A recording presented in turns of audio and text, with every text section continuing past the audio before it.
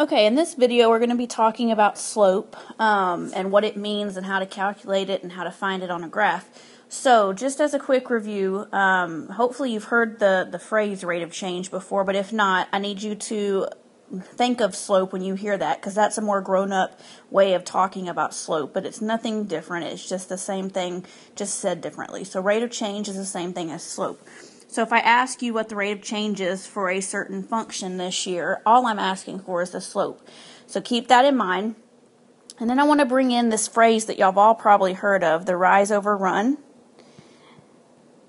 That's hopefully what you've seen when you're talking about slope. And like, for instance, if I go over to the graph here and I put a point here and maybe I put a point here, if I want to find the slope, all I need to do is see how much I'm going up, how much I'm rising, compared to how much I'm running, and put that in a fraction. So like, for instance, on this one, I'd be going up 1, 2, 3, 4, and over 1, 2, 3. So this would be up 4 over 3, so the slope would be 4 over 3, or 4/3.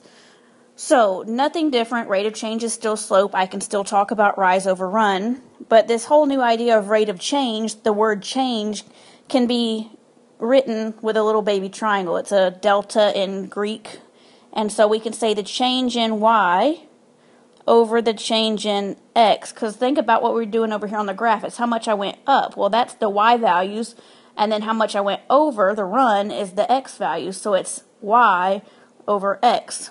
So what this really equates down to is what you've seen before, the actual slope formula, y2 minus y1 over x2 minus x1. So that little baby delta, the triangle here, just means the change. It's how much the x's are changing and how much the y's are changing on top. So this is your slope formula. This is what you've probably seen. That's what I need you to remember. So if I give you 2 points and not a graph, let's say 3, 2, and 7, 4, you know how to go solve it now. You've got this formula, and if we didn't have a graph paper to use or anything, we know what we need to do. We need to go plug in and do y minus y over x minus x. So I could say 4 minus 2 on top, and then 7 minus 3 on bottom. We got to go in the same order. So this would tell me my slope is 2 over 4, which can reduce to 1/2, so it would be a positive 1/2 slope. And again, if we had graph paper and you had enough time, you could go graph these 2 points and get the same exact thing doing the rise over run that we did before. Alright, so let's look at an example.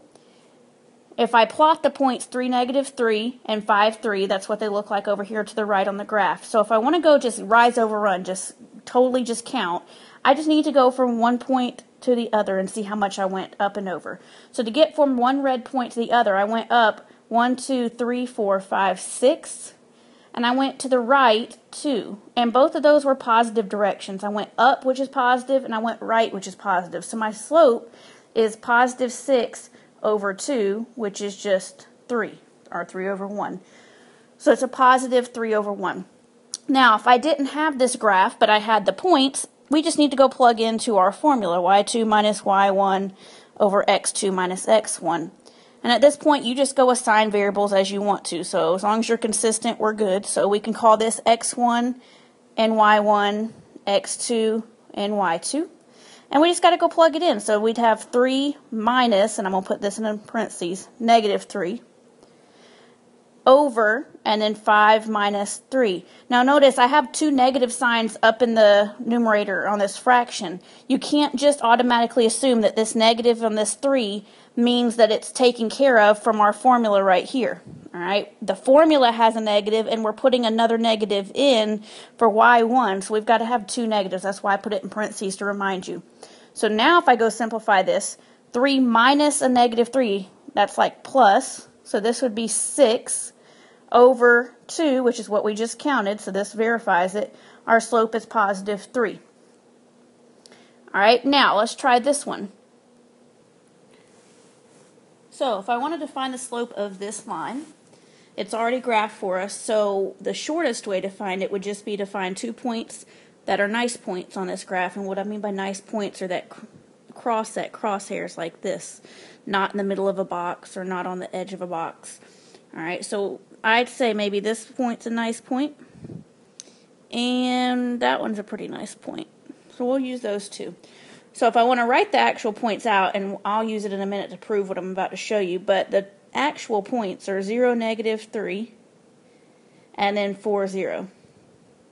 But since there's a graph provided for me, the easiest thing to do here is to do our rise over run and to see how much I'm going up and over. So if I start here and go up and over, up means positive, so I'm going up positive and I'm going over so much, and that's positive.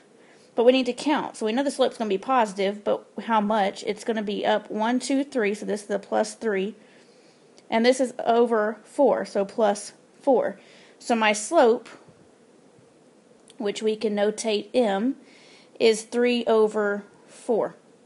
Now if I wanted to prove that that's actually true by using some points on the graph, which we've already pulled off, these points on the graph are going to provide me a way to plug into my equation. So we know it's y2 minus y1 over x2 minus x1.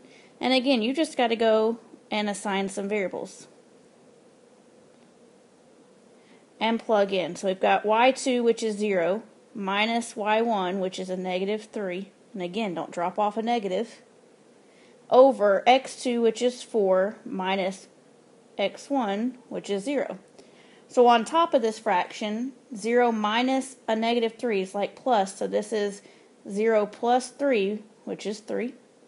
And on the bottom, 4 minus 0, which is 4. So there we have it again, m equals 3/4. And we've proven it two different ways now, graph and equation.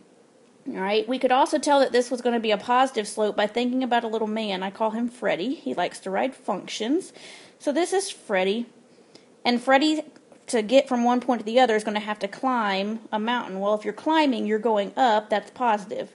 Now, if the graph was something like this, and Freddy was starting on this side of the graph over here, always walking left to right, he's going to have to go down, which is going to make us think negative. Alright, so think about Freddy as you do these, positive versus negative slopes. Alright, another example here, different function, which you're not going to learn about too much this year, but it's called a parabola. It's a quadratic function. But notice there's a couple different slopes going on here. I could pick different points and I could see what's happening. So like this point and that point are nice points. But look at that slope compared to maybe this point and this point. Alright, on the left-hand side, to get from one to the other, I'm going down 3 and over 1. So minus 3 and positive 1. So this slope on this side of this little piece is a -3.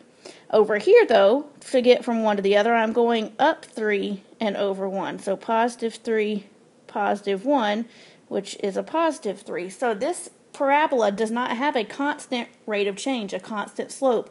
It has varying slopes. So that means regardless of what 2 points I pick off here, the slope is going to change. It's going to vary.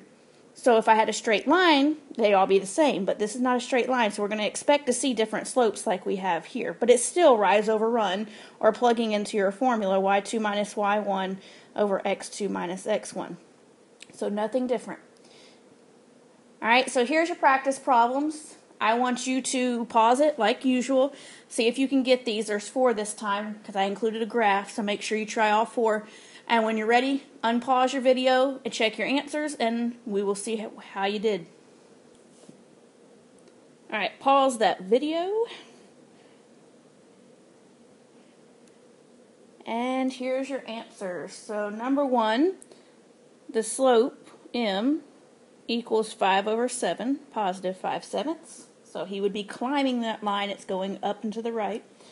Number 2, the slope is 5. M equals 5. So again, another positive slope. And if you have 5 over 1, that's cool too. Number 3, you have a positive 3/4. So M equals 3/4, another positive sloping line.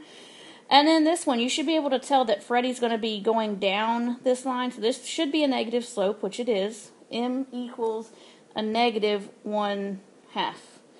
So those are your answers. If you have questions, come see me. And until next time, keep practicing.